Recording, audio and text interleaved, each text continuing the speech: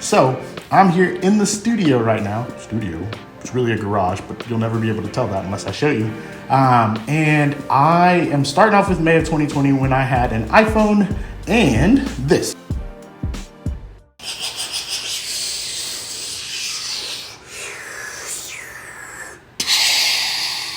A bit far from a paper airplane, but the bad boy does fly far.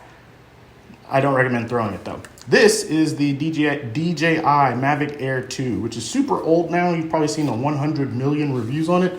But in May of 2020, it was one of the first big investments that I had made going down this train of videography. I was planning on going into real estate and I didn't know about all of the rules and licensing and things like that. So more on that later.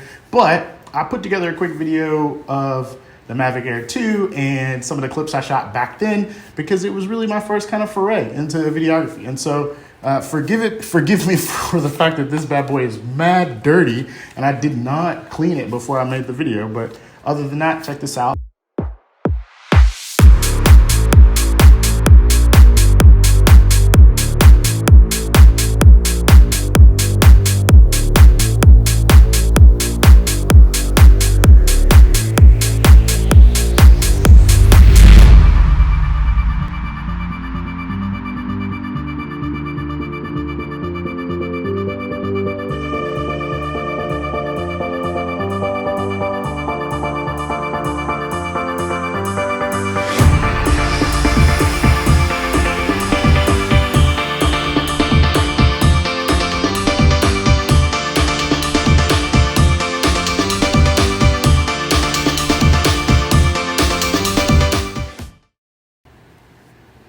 Do you ever get frustrated that like someone won't choose a side?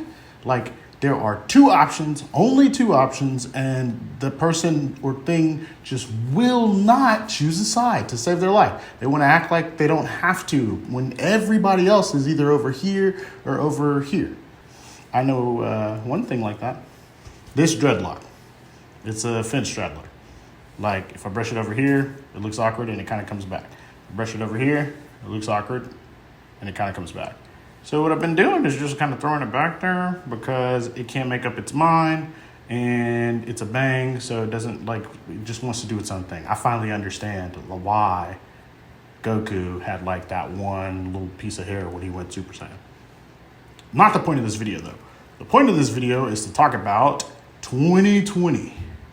But not 2020 as in like the cataclysmic year that made the whole world awful because it killed everybody that we loved and it put us all inside for a year and divided us. No, not that 2020. The 2020 through the lens of somebody who started something new in 2020, me.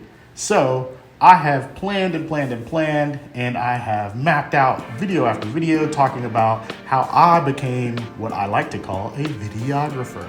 Not a filmmaker, working on that part. But the journey was a long one, only 6 months. Looking back, I guess that's not super long, but because we were all crammed inside in one house and I have a 2-year-old and a wife and we're all home all the time, 24/7, 365 days a year, save me. And so I wanted to kind of just start telling my story about how I got into videography, the kind of work that I'm doing, what I'm most interested in throughout the whole process, and ultimately like how I can use my current job and my regular skills to sort of contribute to the community of creators at large, especially if you're a content creator.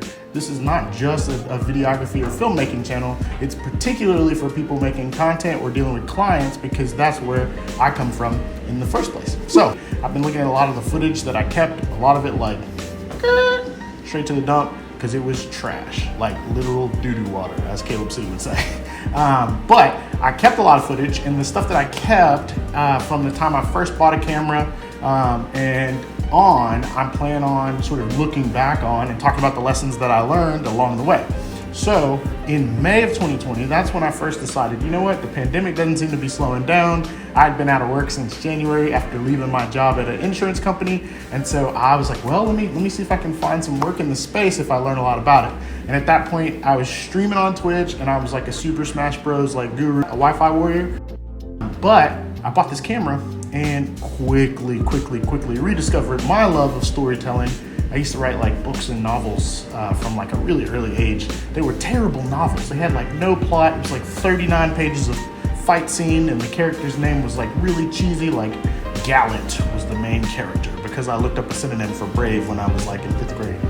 That was an aside, but the point is I've always loved storytelling, and a camera in my hands showed me that I could tell stories visually that, one, matched my ADHD sort of lifestyle, but also allowed me to show people who I thought were amazing just how amazing that they actually are through my own eyes. So that's kind of the long-term goal, to be a documentary filmmaker, to help people tell their stories and to inspire and encourage people to get out there and make more content themselves.